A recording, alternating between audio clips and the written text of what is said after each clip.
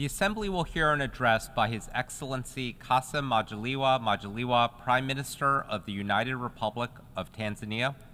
I request protocol to escort His Excellency and invite him to address the Assembly.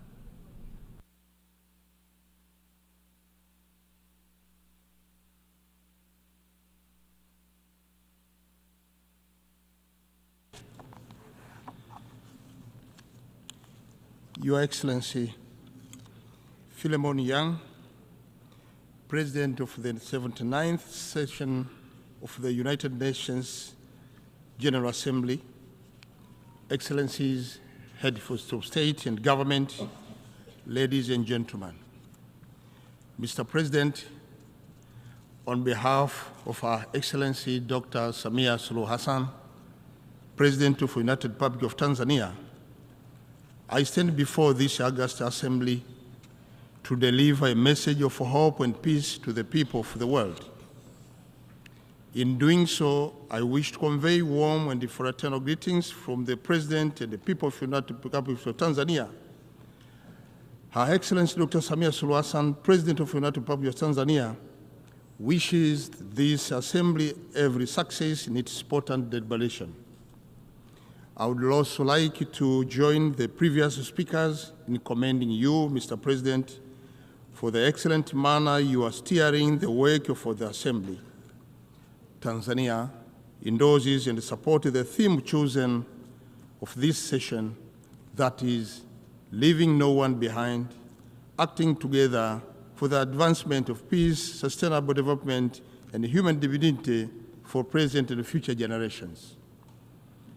This theme aligns well with the United Nations Charter and builds on the efforts of your predecessor, His Excellency Dennis Francis, whose remarkable leadership is truly appreciated. Tanzania recognizes and thanks the Secretary General for his great work and the important message he shared with us at the opening of this general debate.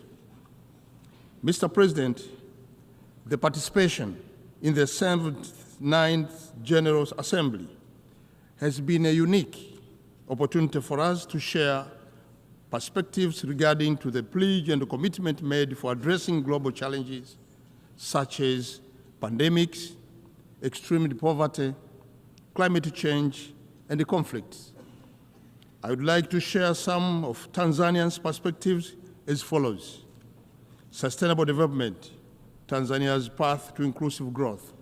Mr. President, the Sustainable Development Goals are a beacon of hope in addressing global challenges. Tanzania's journey towards sustainable development reflects that of many nations facing significant challenges from the determined impact of COVID-19 on health and economic systems. Climate change, marked by extreme weather patterns like torrential rain and droughts, has deteriorated health issues and strained infrastructures. We are concerned about the slow pace in attaining these goals, whereas of 2023, only 17% of targets were on track, with over one-third regressing or stalling. Urgent action and global solidarity are needed to overcome barriers such as economic imbalances, climate change, conflict, and gender inequality. Mr. President, our commitment toward the realization of SDGs is focused on sustainability economic growth through strategic investment in agriculture, aquaculture, livestock, fisheries, infrastructure development, energy, and digital economy. Our goal is to improve food security, reduce poverty, ensure job creation, and drive inclusive economic growth.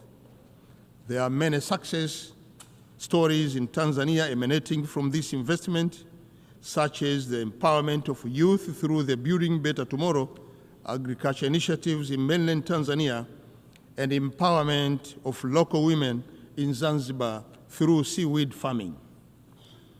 On the other hand, Tanzania implements policies to ensure access to quality healthcare and education for all citizens, including the Universal Health Insurance Act and the free basic education.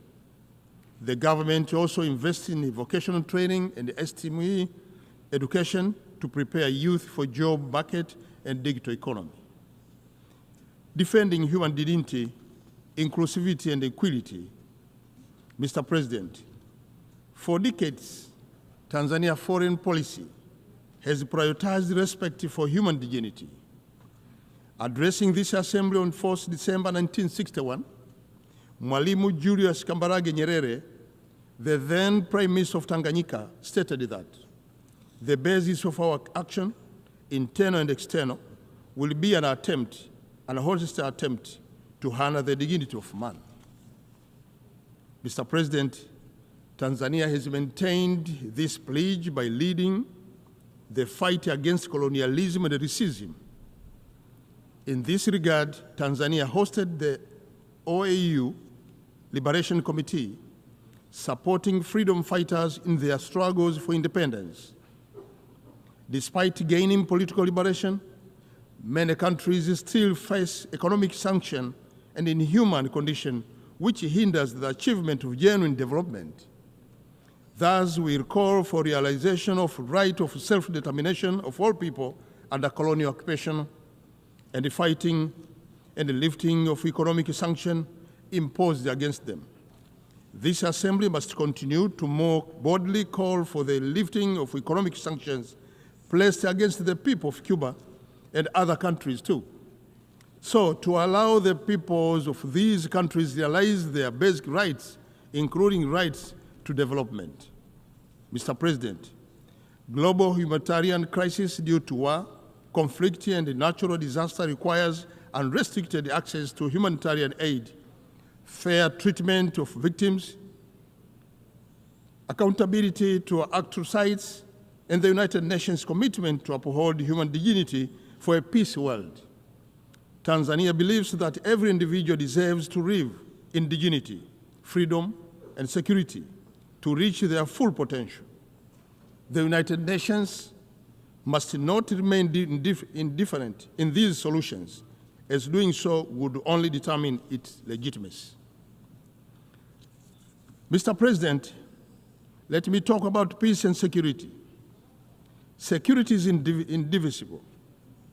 In the face of global health insecurity characterized by the pandemic such as COVID-19 and current mpox, the saying no one is safe until everyone is safe truly gathers meaning. It is imperative that we should invest more in peace, foster unity, and rebuild trust. In this regard, Tanzania welcomes the adoption of General Assembly Resolution 78/312, which proclaimed July 7th as World Kiswahili Language Day. Kiswahili is a language spoken by over 200 million people in all continents of the world. It is an important tool for advancing peace, unity, and cultural diversity.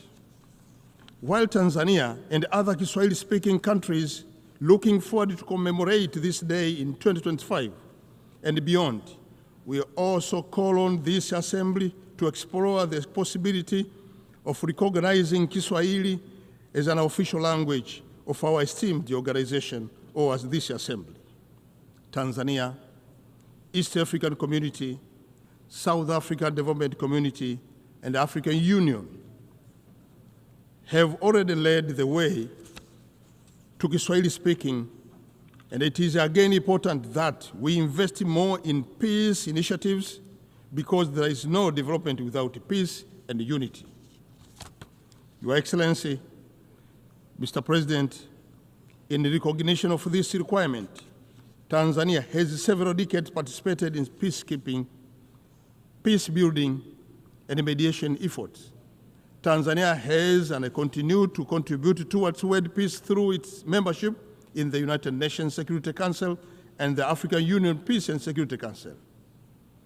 This contribution is also evident through its leadership in regional arrangements, such as International Conference on the Great Lakes region of Africa, and currently the chair of the organ on politics, defense, and security of Southern Africa Development Community. I wish to reassure this august assembly that Tanzania's commitment towards peace will not weaken. Tanzania will continue to diligently dispense the obligations emanating from the culture of the United Nations. Mr. President, let me talk about climate and change. Tanzania, like many other developing countries, is highly vulnerable to droughts, floods, desertification, and effect to sea level rise. It is estimated that the sea level will rise by 41 centimeters by 2080. While the sea level rise cannot be reversed, Tanzania is taking several adoption and mitigation measures, including the restoration and the plantation of mangrove, enhancement of coastal infrastructure, and the promotion of ecotourism and aquaculture. It is imperative that, therefore, that we must invest more in climate finance to help recover economies already suffering from these effects, and to enhance access to funding for loss and damage in the hand-hit countries. Mr. President, about transformation to clean energy, as we prepare for COP29 in Baku, Azerbaijan, it is worth remembering that globally, an estimated 2.4 billion people are still using polluting fuel for cooking. This contributes to health problems, food insecurity, gender inequality, and environmental damage, including millions of premature death, limited access to education and employment for women and children, and increased household gas emission and deforestation. Achieving universal clean cooking access in Africa by 2030 would require an estimated about $4 billion annually, a small fraction of global energy spending. Mr. President, in response to this alarming situation, Tanzania is championing a clean cooking agenda, which essentially contributed to several SDGs, including goals number 7, focusing on ensuring access to affordable and sustainable energy for all. Tanzania will host the African Energy Summit in January 2025, means next year, co-organized with the World Bank and the African Development Bank. The summit aims to accelerate the implementation of World Bank Group and the African Bank Group commitment to provide electricity access to 300 million people in Africa by 2030.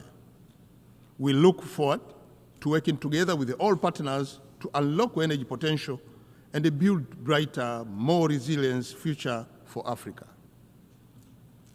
Mr. President, delivering on democracy. In November this year, Tanzania will hold the local government election, followed by the presidential and the parliamentary election in October next year.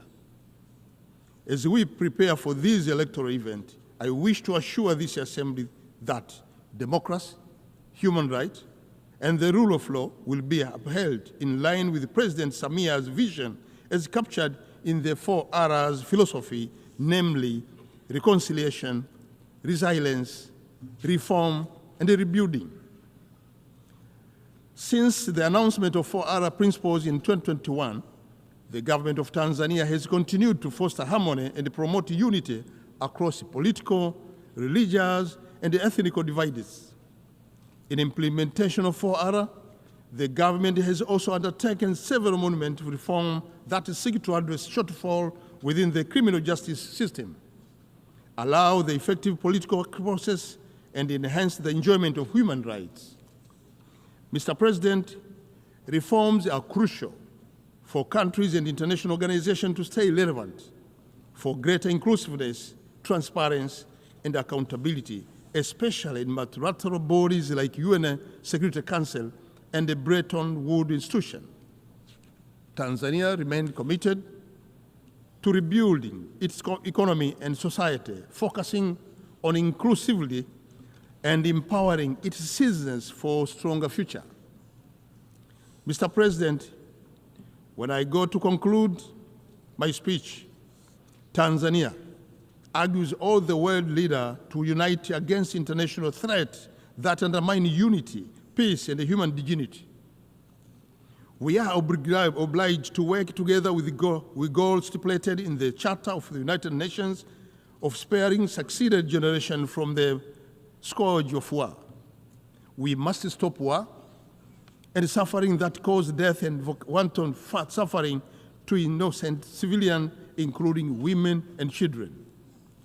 Let us leverage innovation, adopt inclusive policies, and strengthen international cooperation in accelerating the implementation of SDGs. Together, let us build perhaps partnership that transcend borders, ensuring no one left behind.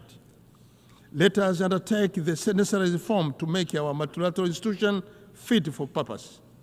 Let us rebuild trust and reconcile our differences. Let us cooperate to build resilience of our institution and people. We can achieve the future we want if we commit to rebuild and restore what has been damaged by our past action. As we look to the future, let us honor the commitments made in various international fora. Together, let us embrace this moment with optimism and the shared dedication to inclusivity.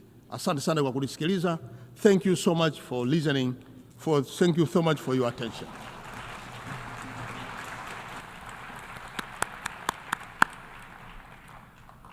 On behalf of the Assembly, I wish to thank the Prime Minister of the United Republic of Tanzania.